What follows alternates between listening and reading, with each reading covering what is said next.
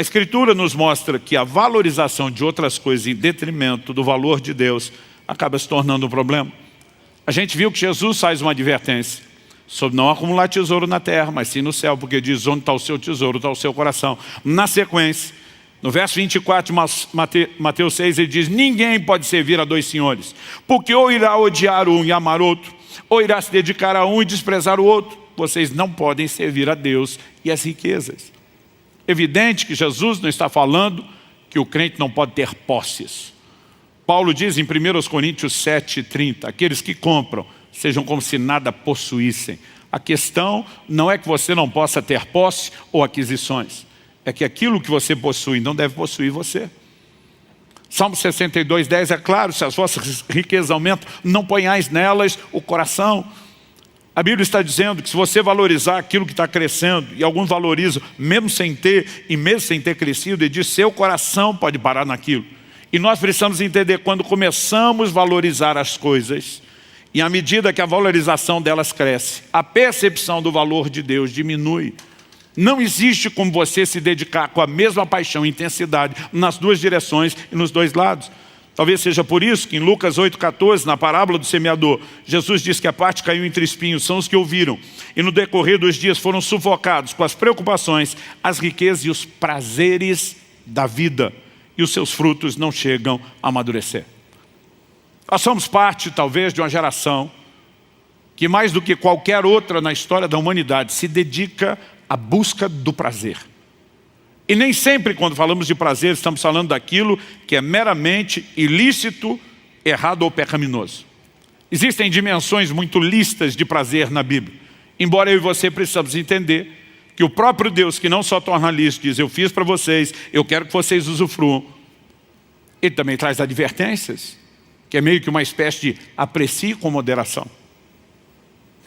Em Deuteronômio 8:10, Deus falando da terra prometida, onde eles encontrariam um lugar de abundância, ele diz: vocês comerão, se fartarão e louvarão o nome do Senhor seu Deus. Ele está dizendo: vou cumprir minha promessa, eu vou dar a vocês o melhor. Mas no verso seguinte, o 11, ele diz: mas tenham cuidado, para que depois de terem comido e se fartado, depois de terem prosperado, que vocês não se esqueçam do Senhor seu Deus. O mesmo Deus que lá no Éden deu outros deleites, está dizendo: eu continuo oferecendo, eu só espero que você não me troque por eles. E aqui eu e você precisamos compreender algo.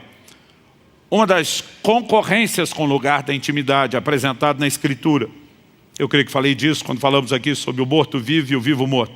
Está em 1 Timóteo 3,4. Quando desde o verso 1 ele vem relacionando o comportamento das pessoas no tempo do fim, e a lista, os adjetivos, as práticas que são apresentadas ali, nos faz imaginar que provavelmente ele está falando de não crente. Só no verso 4, no final da lista, nós lemos: traidores, atrevidos, convencidos. Mas aí vem uma frase que não cabe para o não crente: mais amigos dos prazeres do que amigos de Deus. Ou seja, ele está falando de gente que ainda é amigo de Deus, mas não tão amigo de Deus quando se tornou amigo dos prazeres. O ímpio não entra na categoria amigo de Deus. O ímpio é inimigo de Deus. Romanos 5 diz que ele nos amou quando ainda éramos seus inimigos. É por isso que é necessidade de reconciliação. A Bíblia diz que Cristo trouxe a paz pelo sangue da cruz. É Ele que quebra a inimizade. Mas quem ainda não abraçou a reconciliação está na inimizade. Então ele está falando de gente que descobriu a salvação, a comunhão, a intimidade com Deus, mas em algum momento falou: Deus, o Senhor é legal, mas tem umas coisas bem legais que não me fizeram desistir do Senhor não. Eu só vou gastar mais tempo do lado de cá do que contigo. Você tem uma frase que me deixa doido. Há praticamente 30 anos de ministério pastoral, um pouco mais do que isso pregando. É quando um crente falando de um não crente diz: mas fulano é uma benção, só falta Jesus. Eu digo: como é que é? Só falta Jesus, falta tudo. Como que alguém trata Jesus como se fosse só a cerejinha do chantilly?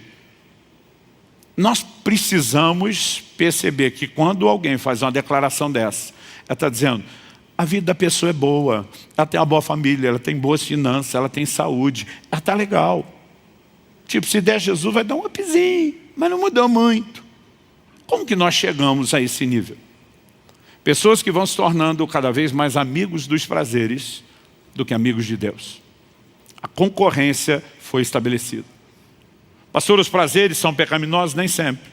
Antes da conversão, a Bíblia diz que nós éramos escravos dos prazeres, o que é diferente de amigos. Tito 3,3. Pois nós também no passado éramos insensatos, desobedientes, desgarrados, escravos de todo tipo de paixões e prazeres, vivendo em maldade e inveja, sendo odiados e odiando-nos uns aos outros. Aqui era escravidão.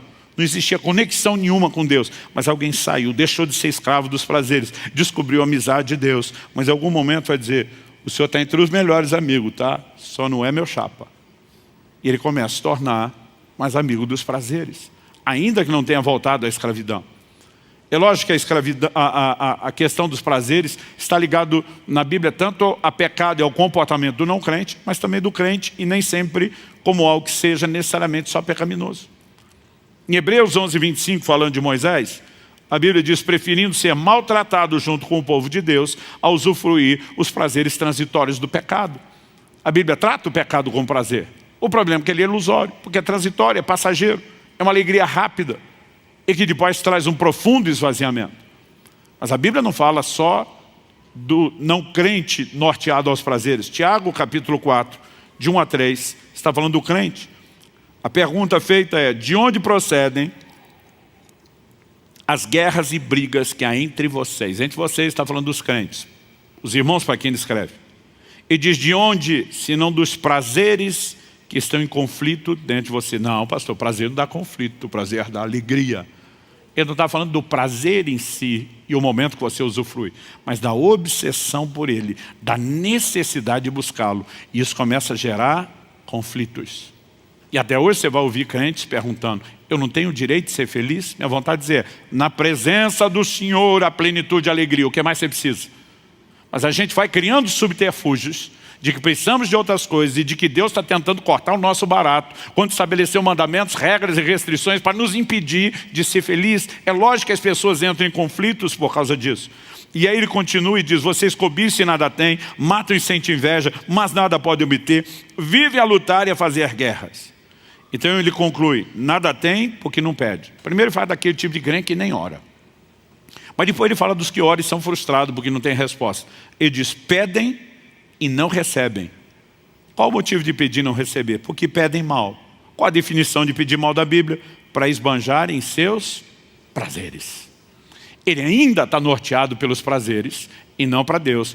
Mas Deus é o meio necessário para ele ter o que ele quer do lado de cá. E Deus, eu imagino ele olhando lá do céu para esse crente dizendo, é ruim que eu vou atender essa oração. É ruim que eu vou alimentar esse monstro. Eu e você precisamos acordar. O que nos impede de valorizar mais a Deus, a valorização das outras coisas. E eu e você precisamos rever quais prazeres estamos buscando. Caso deseje, compartilhe conosco nos comentários aquilo que Deus lhe falou através desta mensagem. Eu vou ler todos. Compartilhe este vídeo com as pessoas que o Espírito Santo colocar em seu coração. Se gostou do vídeo, deixe seu like. Deus abençoe você e sua família.